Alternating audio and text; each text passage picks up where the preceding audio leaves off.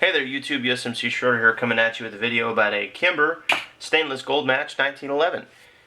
Now I'm making this video so that anybody who's interested in purchasing one might be able to get a bit of an idea about what they're going to get. Now I purchased this one used, so I never had in my possession the Kimber magazine. I instead had a Wilson, which I'm very fortunate to have had. It's a Wilson Combat 7 round that I got this pistol with, which was great. Now I'm going to go over a few things with you. So first are the features. Obviously this is a polished stainless steel, very nice. It's got your rosewood grips, which are also quite nice.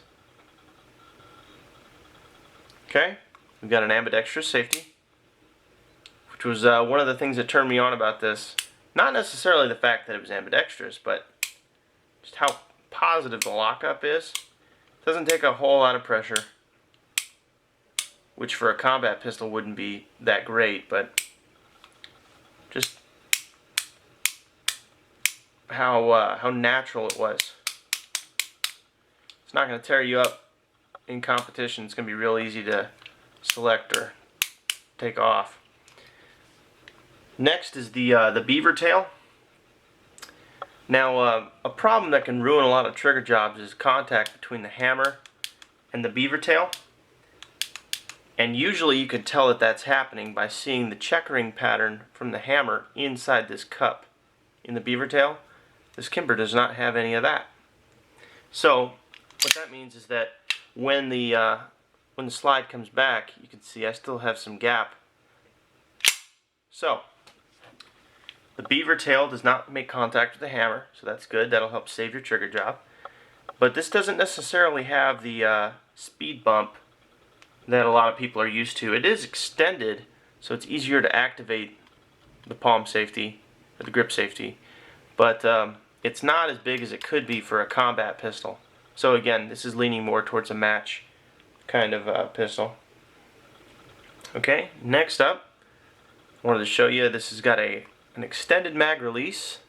Sits up pretty tall. I've got short stubby thumbs, so it's still kind of a reach for me. I think a thinner set of grips would have done that for me. These are kind of, I mean, they're probably standard, but I like thinner grips on a 1911 because I have short thumbs. Now, let's see. Next, I wanted to show you that this does not have a standard button on the front. This actually has a full-length guide rod.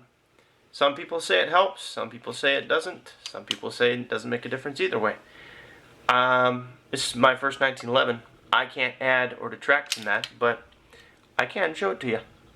So there you go. Fitment is very nice. All the tolerances on the pistol are great.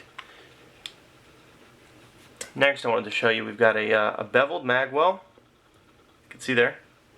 What that does is that if you're coming in at an angle with your magazine, you can still manage to find home with it. Okay. And this is a Wilson Combat 10 round. So if you want to see how far that sticks out of a Kimber, there you go. Okay. It came with match sights, which were black on black when I got them, and you know, I'm guilty. I took my wife's fingernail polish and I put those little lines on there. My problem was that black front sight post against black steel or you know, any kind of target other than cardboard, you know, I'd lose the front sight post. So that would be an option to change out for me, you know, if that's really that big of a pet peeve for you. If you're just shooting on the range, it's no big deal. Again, match pistol, not combat. And the last thing that I wanted to show y'all, which I think is a great feature, is, you can see it there, the ramp inside is actually a part of the frame, not a part of the pistol.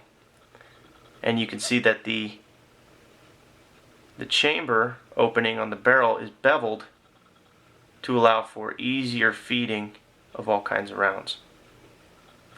So now I'm going to take this apart to show you guys those last couple of features, but while I do that, I'm going to talk. This pistol, I put this pistol through a bit of torture. First test that I did with this was a string of fire. It was about 400 rounds in, I think it was just a little under 10 minutes.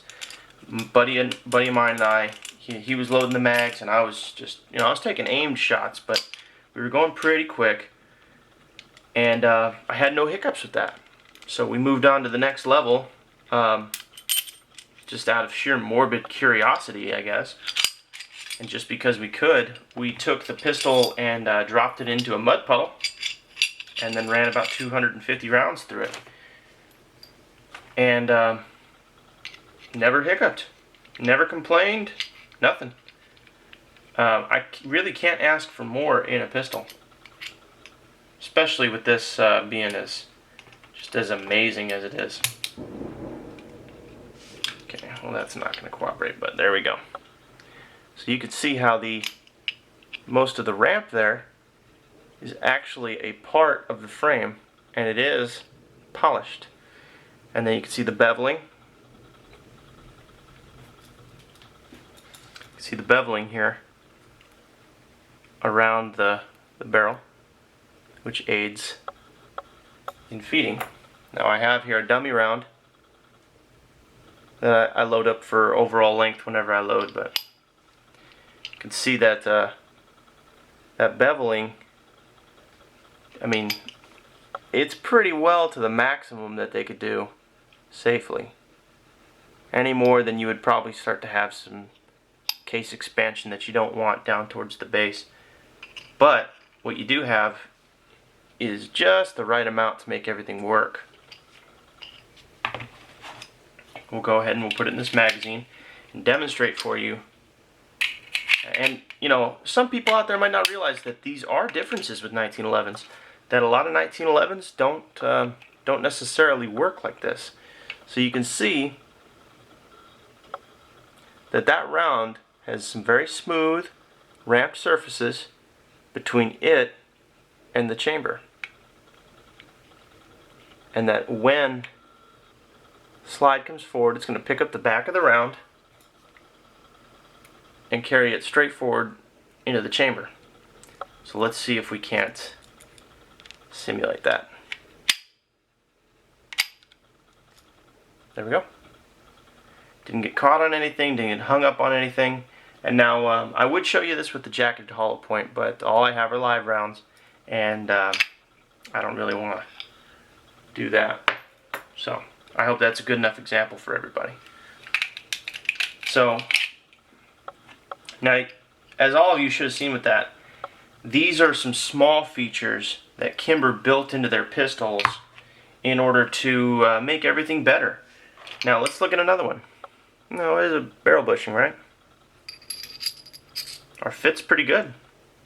Now, how many people here know that there's a little tiny notch cut right there? See if I can get it in the light. See that? Kimber took real good care when they built these pistols. Are they perfect? Are they Ed Brown? Nope. But you know what? I'll bet they'll hold their own. This pistol is actually very, very, very similar to the pistol issued for the U.S. shooting teams. So that's something to think about when you're out there selecting what kind of pistol you want. Now, I've had kind of a common theme in what I've been talking to you all about so far, in that this is not a combat pistol. It doesn't have it doesn't have any serrations here. The frame is polished steel, so that is kind of slick when your hands are real sweaty. That this is not a combat pistol, but it is a great match pistol. So for me, ultimately, I am going to end up picking up a it's not a Springfield, I'm sorry, a Remington R1 Enhanced, and that'll be kind of like a combat 1911 for me. But this 1911, this is always going to be probably the best looking 1911 I ever own. That's for darn sure.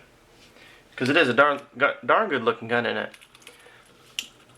But ultimately, how many of you have ever sent that flying across the room, huh? Try not to do that on camera. Give you my overall impression here.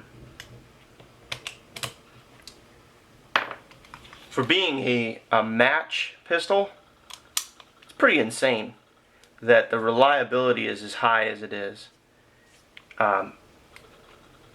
Anything that you ever wanted to do with this 1911 shy of concealed carry would be pretty good.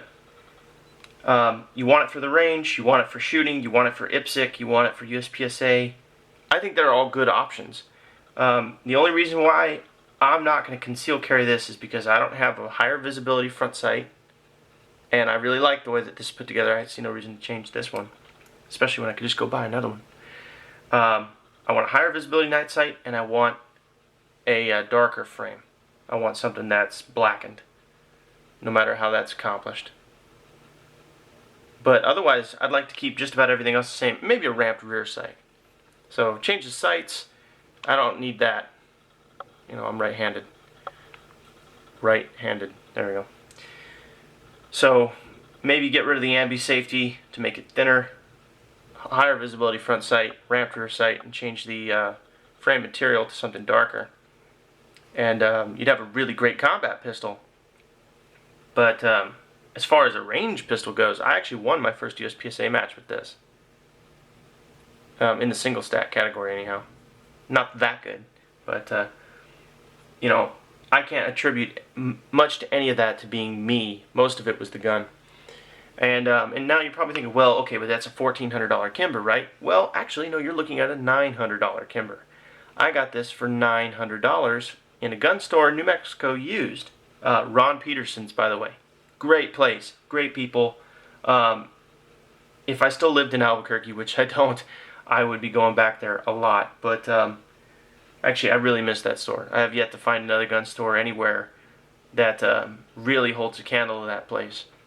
But you know, that's kind of off topic. The last thing I'm going to show you, though, is that if you do decide to go out and you decide that you're going to buy a 1911 or something with a Browning style tilt barrel action, I can show you a couple of things right now that'll help you find a good one.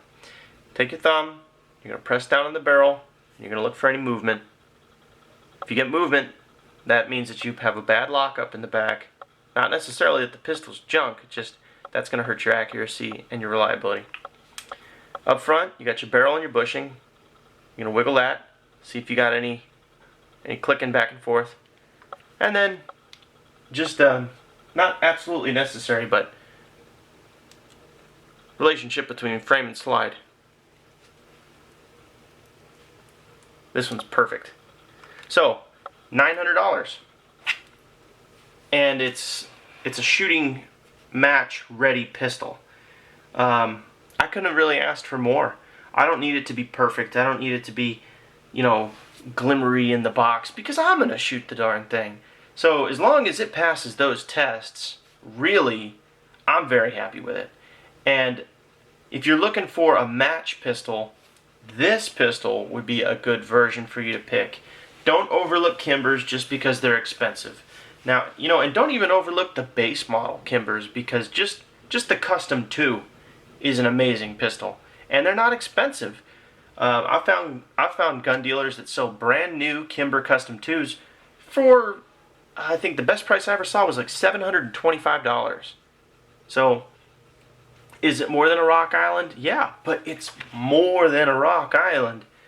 So, don't get too caught up in names.